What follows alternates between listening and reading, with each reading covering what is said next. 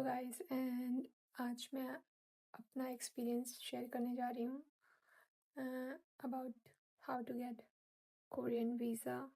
And अभी मैं Japan में रह रही हूँ एंड जापान से कोरियन वीज़ा टूरिस्ट वीज़ा कैसे अप्लाई करते हैं वो उसकी डिटेल कहीं पे भी नहीं दी हुई है। एंड मुझे भी बहुत ज़्यादा परेशानी को फेस करना पड़ा था क्योंकि मैं फर्स्ट टाइम अप्लाई कर रही थी कोरिया के लिए एंड कहीं पे भी कोई इन्फॉर्मेशन नहीं थी।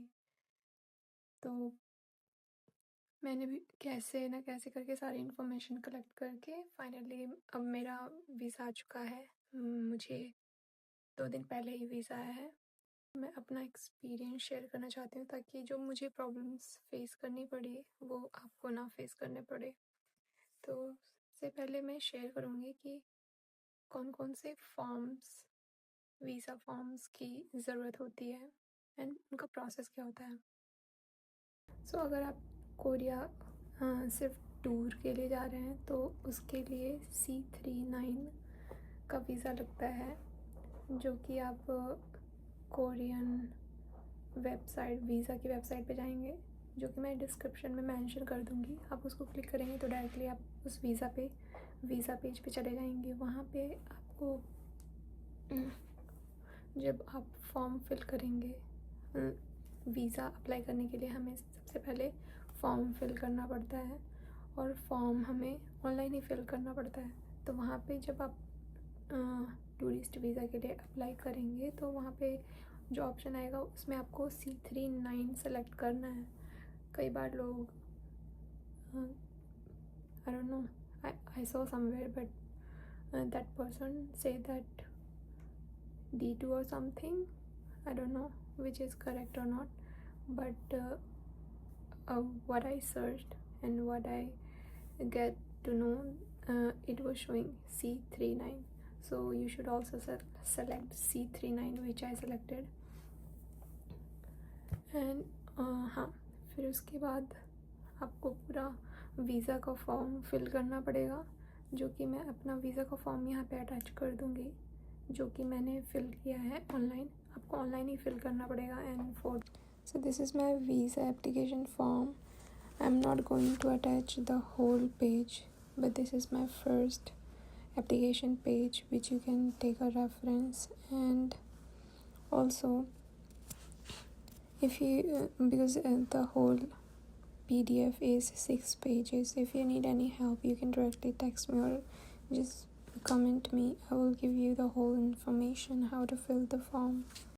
फोटोज़ अटैच करनी पड़ेगी ऑनलाइन, और फ़ोटो अटैच करने का भी क्राइटेरिया होता है। उसको आप अपने फ़ोटो को कन्वर्ट करके वहाँ पे अटैच करेंगे एंड सारा फॉर्म फिल करने के बाद उसको डाउनलोड करना है।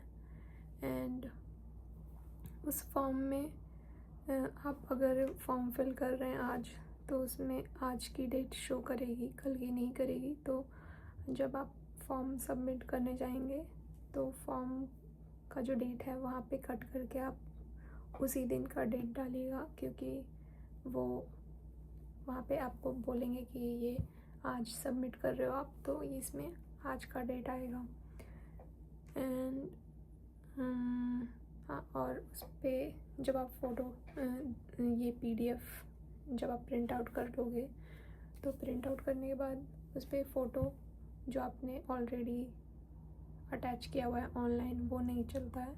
आपको खुद से जापान में फ़ोटो बूथ पे आप फ़ोटो खिंचवा के, और उसका जो बैकग्राउंड होएगा वो वाइट होना चाहिए। मैंने क्या किया था कि मैंने फ़ोटो तो खिंचवा लिया था बट उसका बैकग्राउंड ब्लू था, जो कि उन्होंने एक्सेप्ट नहीं किया था। उन्होंने बोला कि दोबारा से आप फ़ोटो खींच के इसमें अटैच कर दो। अगर आपको टाइम नहीं है फ़ोटो खिंचवाने का तो यूजुअली वीज़ा ऑफिस में वहीं पे फ़ोटो बूथ होता है, जो कि काफ़ी चीपर होता है।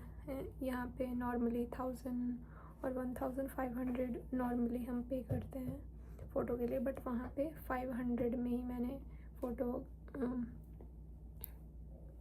खिंचवा लिया था, जो कि काफ़ी सस्ता था। एंड उसके बाद और क्या मिस्टेक्स थी मेरी, हाँ, और वीज़ा अगर आप अप्लाई कर रहे हो तो आपको ये चेक करना पड़ेगा कि आपको कहाँ पे सबमिट करना है, क्योंकि मैं जहाँ पे रहती हूँ वहाँ वहाँ से एक तो ओसाका नियरेस्ट एम्बेसी है कोरिया का, और एक है कोबे।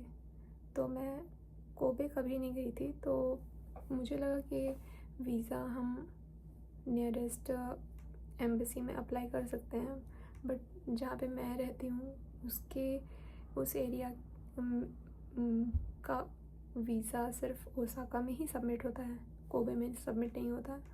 तो मैं कोबे चली गई थी और मैंने उसके लिए हाफ डे ऑफ लिया था अपने ऑफिस से, और मेरा हाफ डे का पैसा भी गया और कोबे जाने आने का भी पैसा गया मेरा, और कुछ भी नहीं हुआ। वहाँ पे जाके मैंने फॉर्म्स वगैरह दिखाए उनको, और उन्होंने बोला कि आप जहाँ पे रहते हो उसकी क्राइटेरिया में उस एरिया में ये कोबे एम्बेसी नहीं आता है, तो आपको ओसाका जाना पड़ेगा, ओसाका में सबमिट करना पड़ेगा।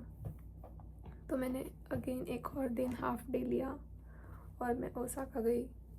ओसाका और जो एम्बेसी का टाइमिंग होता है कोबे का जो था 9 से 11 AM के बीच में होता है, तो आपको उसी के बीच में जाना पड़ेगा। आप काफ़ी जल्दी जा सकते हो, लाइक 9 अगर ओपनिंग टाइम है तो आप 8:30 पे भी जा सकते हो, वो ओपन हो जाता है। आप अगर 8:30 पे जाते हो तो ये रहता है कि आपका फर्स्ट नंबर आएगा, वहाँ पे ऑलरेडी बहुत सारे लोग वेट कर रहे होते हैं।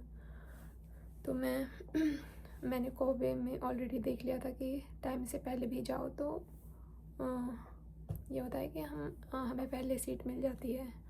तो मैं ओसाका में भी वैसे ही करके गई थी और वहाँ पे भी यही हुआ। वहाँ पे पहले से ही 9 बजे खुलता है।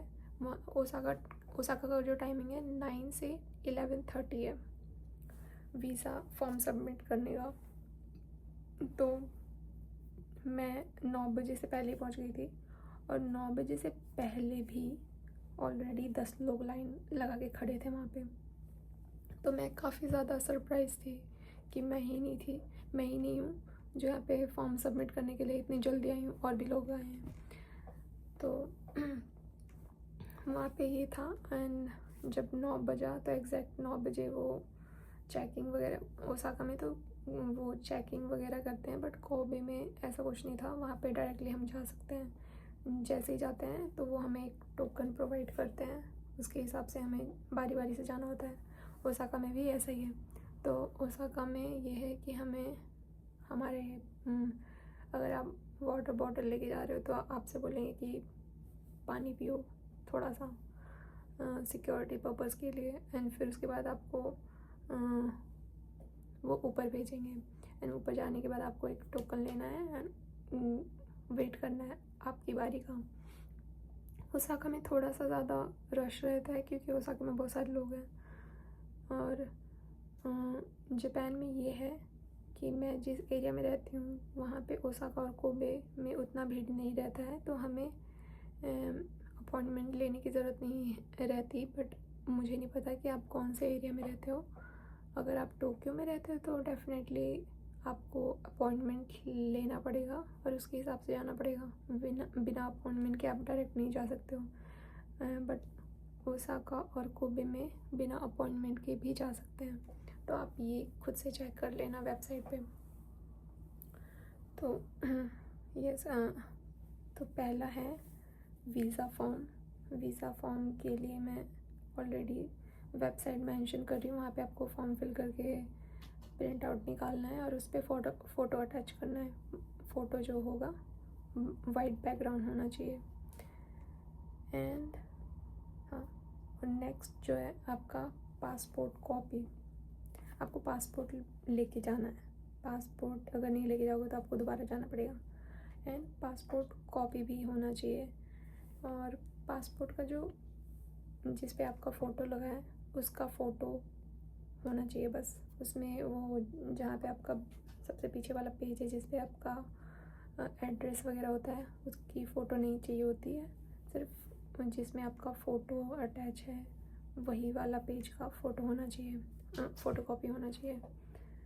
एंड नेक्स्ट है पासपोर्ट साइज़ फ़ोटो हो गया। पासपोर्ट साइज़ फ़ोटो का जो साइज़ है 3.4 टू 4.5 सेंटीमीटर होता है।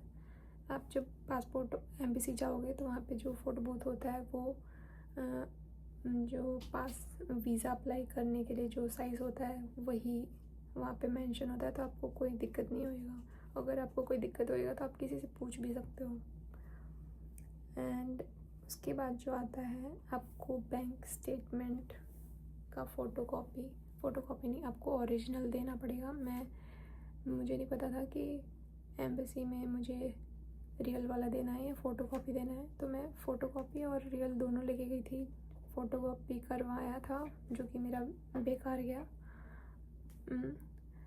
हमें ओरिजिनल देना पड़ता है, तो वो आपको या तो पासबुक का फ़ोटो कॉपी या फिर आपके पास अगर पासबुक नहीं है तो आप बैंक जाके वहाँ पे तो ट्रांजैक्शन सर्टिफिकेट बनता है, वो 1200 समथिंग लेते हैं और वो बना के देते हैं। और वो आपको जब आप बैंक जाओगे, मेरा यूको बैंक है तो मैं वहाँ पे गई थी, तो वो डेट देते हैं कि आप कौन से डेट का अमाउंट मेंशन करना चाहते हैं, कौन से डेट का अमाउंट शो करना चाहते हैं। तो मैंने अपना सैलरी डे वाला डेट मेंशन करने को बोला था, क्योंकि उस दिन मेरा जो अमाउंट है पूरा अमाउंट दिखता है। तो मैंने वो डेट का certificate of balance of deposit करके सर्टिफिकेट होता है वो बना के देते हैं। एंड हाँ, ये सारी जो चीज़ें हैं वो आपको पहले ही बना के रख लेना चाहिए। मेरा एडवाइस यही है, क्योंकि अगर आप वर्किंग हो तो आपको टाइम नहीं मिलेगा। शायद आप अगर कंपनी में काम करते हो तो छुट्टी नहीं मिलेगा और आप नहीं बनवा पाओगे, तो इसको एडवांस में बनाना ज़रूरी है। क्योंकि सैटरडे संडे बैंक बंद रहता है और उस दिन आप नहीं बना पाओगे, तो आप इसको एडवांस में बना सकते हो। या फिर अगर आपके पास पासबुक है तो बहुत सही है, आप एम्बेसी में भी प्रिंट आउट करके दे सकते हो। और 3 मंथ का salary slip I forgot, but I guess वो नहीं लेते हैं, बट आप फिर भी 3 मंथ का सैलरी स्लिप आई थिंक नहीं लेते हैं, इसको स्किप करते हैं, नहीं लेते हैं। और आप कोरिया जा रहे हो तो कोरिया का कंफर्मेशन फ़्लाइट टिकट का कॉपी भी अटैच करना है एंड होटल बुकिंग भी अटैच करना है। और मेरे फ्रेंड ने एडवाइस दिया था, एक्चुअली मैंने काफ़ी सस्ता वाला होटल बुक किया था, बट मैंने उसकी पेमेंट नहीं की थी क्योंकि मुझे श्योर नहीं था कि मेरा वीज़ा आएगा कि नहीं आएगा, तो मैंने बुक कर लिया था। एंड बुक करने के बाद मैंने अपने फ्रेंड को दिखाया तो उसने बोला वीज़ा अप्लाई कर रही है तो थोड़ा महंगा वाला बुक करके उनको दिखा के तो हाँ सही जगह पे जा रही है, ऐसी किसी बेकार जगह पे नहीं जा रही है। तो मैंने वीज़ा के लिए थोड़ा महंगा वाला बुक करके अटैच किया था होटल बुकिंग का डिटेल, तो आप ये कर सकते हो। और बाद में आप कैंसिल करके आप सस्ता वाला बुक कर सकते हो। एंड उसके बाद सर्टिफिकेट ऑफ एम्प्लॉयमेंट, ये आपको आपकी कंपनी से प्रोवाइड होएगा। ये भी आप पहले से ही अपनी कंपनी से बात करके बना के रख लेना, क्योंकि ये तो कभी भी आपको ज़रूरत पड़ सकता है। तो मेरी कंपनी ने मुझे सेम डे पे प्रोवाइड कर दिया था। अगर आपकी कंपनी ज़्यादा टाइम लेती है तो ये आप पहले से ही बना के उनसे डिस्कस करके मांग सकते हैं। एंड उसके बाद है, और ये सर्टिफिकेट ऑफ एम्प्लॉयमेंट जो है वो ओरिजिनल मांगते हैं। अगर आप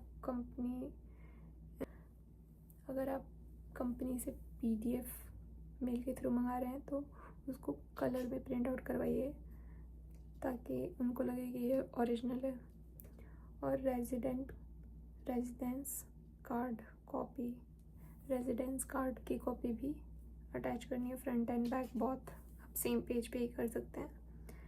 एंड रेजिडेंस सर्टिफिकेट भी वो ओरिजिनल ही मांगते हैं। आप ये रेजिडेंस सर्टिफिकेट किसी भी 7-Eleven या किसी भी कॉम्बिनी से सेम डे पे प्रिंट आउट ले सकते हैं। आपको बस आपका माई नंबर कार्ड होना चाहिए।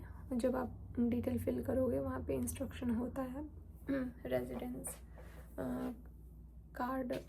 रेजिडेंस सर्टिफिकेट निकालने का इंस्ट्रक्शन होता है। तो आप जैसे जैसे डिटेल फिल करोगे एट द एंड आपको रेजिडेंस कार्ड मिल जाएगा।